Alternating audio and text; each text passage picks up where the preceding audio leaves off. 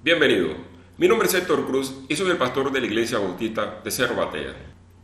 Al igual que hoy, en los días de Jesús también corrían noticias sobre tragedias. Una de esas noticias era sobre 18 personas que habían fallecido porque una torre en Silo los había aplastado. Y la segunda noticia era sobre unos galileos que fueron asesinados por Pilato cuando estaban presentando sus sacrificios. Quiero que vayamos al libro de Lucas, capítulo 13, del versículo 1 hasta el versículo 9, y dice lo siguiente: en este mismo tiempo estaban allí algunos de los que le contaban acerca de los galileos cuya sangre Pilato había mezclado con los sacrificios de ellos. Respondiendo Jesús les dijo: ¿pensáis que estos galileos, porque padecieron tales cosas, eran más pecadores que todos los galileos? Versículo 3, os digo no.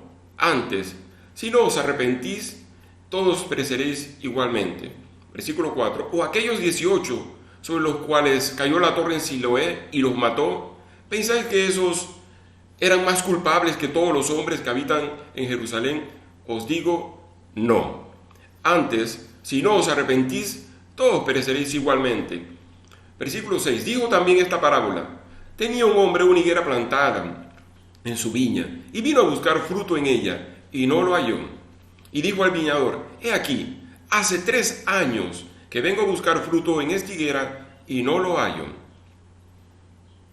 Córtala, ¿para qué inutiliza también la tierra? Versículo 8, él entonces respondiendo le dijo: Señor, déjala todavía este año hasta que yo cabe alrededor de ella y la abone. Y si diere fruto, bien, y si no, la cortarás después. Y dice este pasaje en el versículo 1 que habían unas personas que se acercaron a Jesús para comentarle acerca de estas noticias, de estas tragedias. Ellos estaban buscando una reacción de Jesús acerca de este tema. Seguramente ellos estaban pensando, o el pueblo pensaba, qué mal o qué pecado hicieron estas personas para merecer este dramático fin. Y Jesús le respondió 2 veces con las mismas palabras. Le dice: no murieron así porque eran más pecadores que los otros galileos. No murieron así los 18 sobre los que cayó la torre en Siloé porque eran más pecadores que los otros habitantes de Jerusalén. No. En este pasaje, el Señor nos enseña que no hay una relación directa entre el pecado y el sufrimiento. No necesariamente porque alguien está sufriendo quiere decir que fue a causa de que ha pecado. No necesariamente fue porque alguien pecó. Hay muchos creyentes y muchos inocentes que sufren y no es por causa de su pecado. Quiero que revisemos el pasaje donde aparece Job. Job es un creyente destacado, un creyente de primera línea. Y mira lo que dice Job capítulo 1, versículo 1. Dice: hubo en tierra de Uz un varón llamado Job, y era este hombre perfecto y recto, temeroso de Dios y apartado del mal. Y observa lo que le va a pasar a Job. Quiero que vayamos a los versículos 19, 20 y 21 para que veas qué sucede con Job. Y dice: y un gran viento vino del lado del desierto y azotó las 4 esquinas de la casa, la cual cayó sobre los jóvenes y murieron. Y solamente escapé yo para darte la noticia. Versículo 20. Entonces Job se levantó y rasgó su manto y rasuró su cabeza y se postró en tierra y adoró. Y dijo: desnudo salí del vientre de mi madre y desnudo volveré allá. Jehová dio y Jehová quitó, sea el nombre de Dios bendito. Recuerdo en una ocasión, en mis primeros años de creyente, me quedé sin trabajo y se lo comenté a una persona, aún ha llegado a la iglesia a la que asistía en ese entonces. Y cuando le comento eso, la persona me dice: ¿qué fue lo que hiciste? ¿Qué pecado tienes por ahí? No necesariamente que alguien esté sufriendo quiere decir que ha pecado. Pero lo que sí es cierto y lo que la Biblia me enseña es que si nosotros pecamos, vamos a tener que sufrir las consecuencias. Si pecamos, vamos a sufrir. Así que Cristo le dice: no fue porque eran más pecadores que todos los hombres en Jerusalén o porque eran más pecadores que los otros galileos que estaban sufriendo. Y les dice 2 veces de la misma forma: si no se arrepienten de sus pecados, si no os arrepentís, van a perecer. Si no se arrepienten de sus pecados, van a perecer. ¿Sabes cuáles fueron las palabras? Las primeras palabras que Cristo comenzó a predicar cuando inició su ministerio. No comenzó a hablarles acerca del estado de la nación de Israel, del estado de la nación. No comenzó a hablarles acerca de las tragedias que estaban aconteciendo, de Siloé, ni de lo que había hecho Pilato y lo malo que era Pilato en lo absoluto. Estas palabras son las primeras que Jesús comienza a predicar. Y no solamente aparecen en Mateo, sino que también aparecen en el libro de Lucas. Busque Mateo 4, versículo 17. Y dice lo siguiente: desde entonces comenzó Jesús a predicar y a decir: arrepentíos, porque el reino de los cielos se ha acercado. Así que ellos estaban preocupados pensando en esos galileos, si eran o no eran pecadores. ¿Qué hicieron para merecer tal fin? Ellos estaban pensando en las otras personas. Y Cristo nos dice: no estén tan preocupados por los otros pecadores. Comiencen a pensar en sus pecados. Comiencen a mirar hacia adentro y vean sus vidas. Quiero que busques el pasaje que aparece en Lucas capítulo 6, versículo 41. Mira lo que dice: ¿por qué miras la paja que está en el ojo de tu hermano y no echas de ver la viga que está en tu propio ojo? La pregunta relevante para cada uno de nosotros no debería ser: ¿por qué murieron esas 18 personas aplastadas por la torre en Siloé? ¿Por qué murieron así esos galileos? La pregunta de nosotros no debe ser: oye, ¿por qué han muerto 30,000 personas de coronavirus? Esa no es la pregunta que debemos hacernos. La pregunta relevante que tenemos que hacernos es: ¿por qué Dios me mantiene con vida? Esa es la pregunta. ¿Por qué Dios en su misericordia me mantiene con vida? ¿Por qué Dios me mantiene con vida? ¿Y para qué Dios me mantiene con vida? Esa es la pregunta relevante que nosotros necesitamos resolver. Dice la Escritura que Dios es paciente y misericordioso para que nadie se pierda. Dice que Dios quiere que todos nosotros procedamos al arrepentimiento. Dios es paciente y bueno, y dice la Escritura que esa paciencia y esa bondad de Dios nos debe guiar al arrepentimiento. Quiero que busques el pasaje que aparece en el libro de Romanos 2, versículo 4. Y dice lo siguiente: ¿o menospreciáis las riquezas de su benignidad, paciencia y longanimidad, ignorando que su benignidad te guía al arrepentimiento? Oye, hermano, amigo, la bondad de Dios, el amor de Dios y su paciencia nos debe guiar al arrepentimiento. Dios es paciente y misericordioso y le da tiempo a cada hombre para que pueda arrepentirse. Al más vil de los hombres Dios le da la oportunidad y el tiempo para arrepentirse. Si no me crees, observa un personaje en la Biblia, un personaje vil y perverso al que Dios le da oportunidad de arrepentirse. Vamos a buscar Apocalipsis 2, 20 al 22. Y dice lo siguiente: pero tengo unas pocas cosas contra ti, que toleras que esa mujer Jezabel, que se dice profetiza, enseñe y seduzca a mis siervos a fornicar y comer cosas sacrificadas a los ídolos. Y le he dado tiempo para que se arrepienta, pero no quiere arrepentirse de su fornicación. He aquí, yo la arrojo en cama. Y por ahí sigue el pasaje. Así que Dios es misericordioso, pero la paciencia de Dios tiene un límite.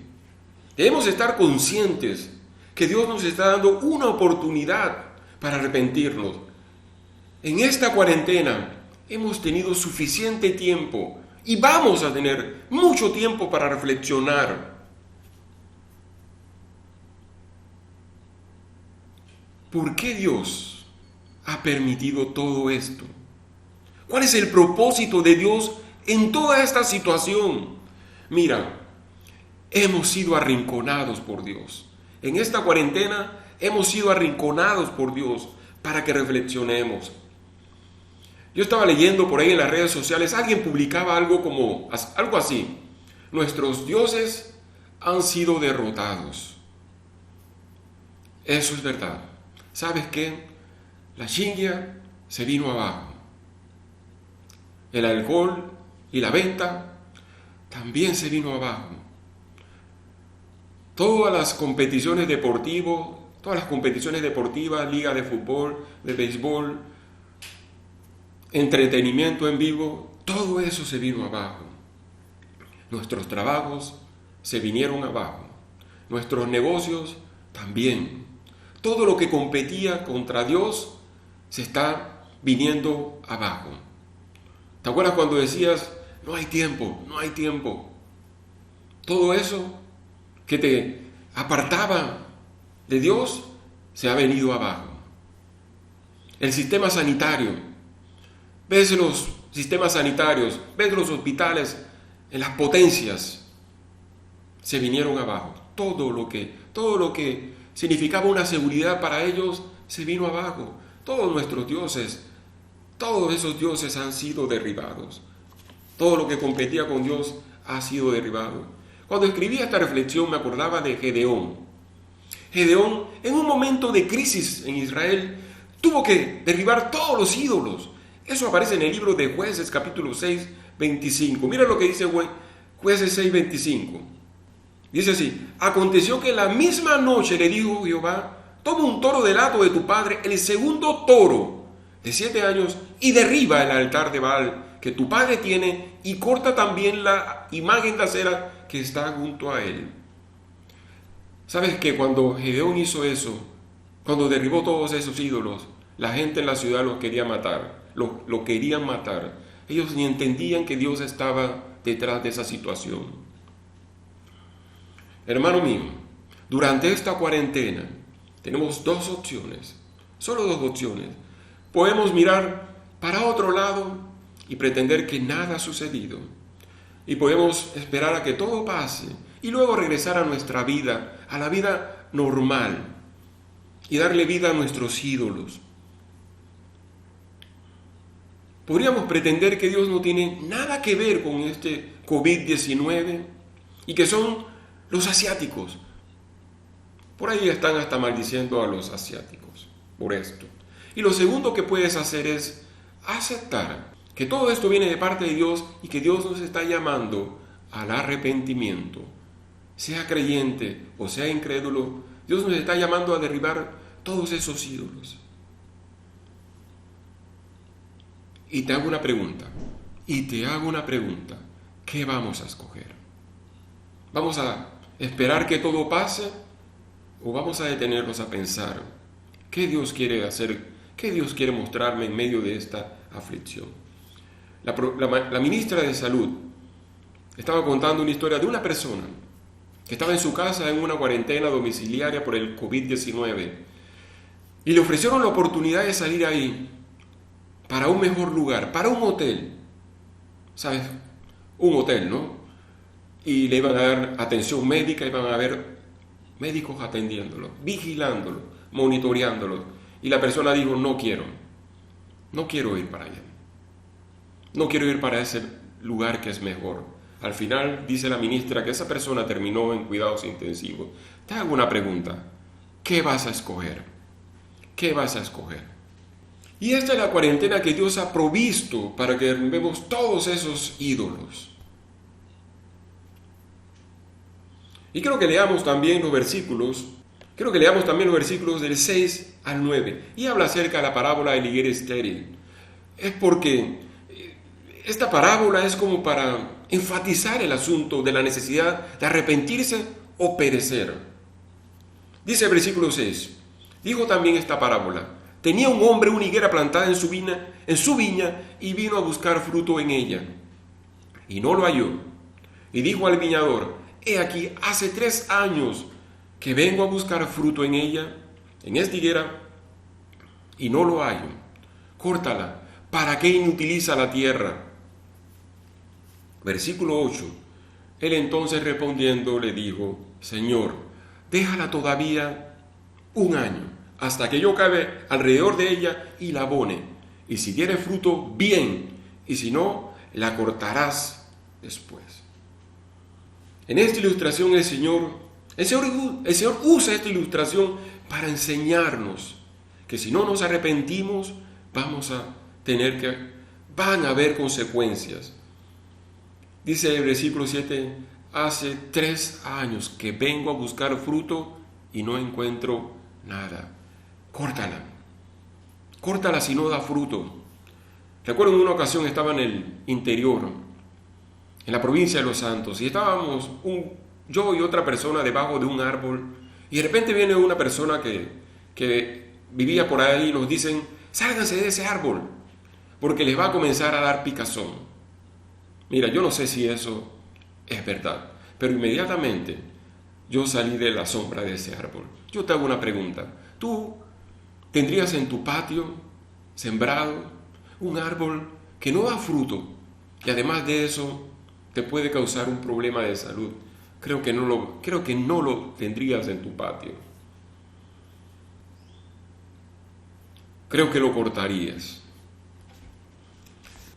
En el libro de Mateo capítulo 3 versículo 10 aparece Juan el Bautista haciendo una advertencia. Dice lo siguiente: y ya también el hacha está puesta a la raíz de los árboles. Por tanto, todo árbol que no da buen fruto es cortado y echado al fuego. Mi mamá en una ocasión fue a la Feria de las Flores y cuando vino allá trajo muchas flores y comenzó a plantarla en todo el patio. Al principio era una cosa muy buena, las flores estaban creciendo y todo. Pero ¿sabes qué pasó? Como un par de meses después, las flores comenzaron a producir, todas las flores comenzaron a todas las flores le comenzó a salir gusano. Por todos lados se formó una gusanera. ¿Sabes qué tuvo que hacer mi mamá para corregir esa situación? Tuvo que quemar todo. Lo que había comenzado como algo que parecía bueno, al final terminó quemándose todo. Y el versículo 8 dice, no lo cortes, no la cortes aún, vamos a darle otra oportunidad, vamos a darle otro año. Yo la voy a cuidar, la voy a abonar, la voy a recortar, voy a cavar para que pueda crecer. ¿Sabes qué? Esta es la historia del pueblo de Israel. Una historia de misericordia y paciencia. Pero la misericordia y la paciencia de Dios tiene un límite. Ellos no entendieron que Dios los estaba visitando para arrepentimiento. Tenían al Mesías frente a ellos y no quisieron reconocerlo. En esta cuarentena, Dios está llamando a la puerta para que nos arrepintamos.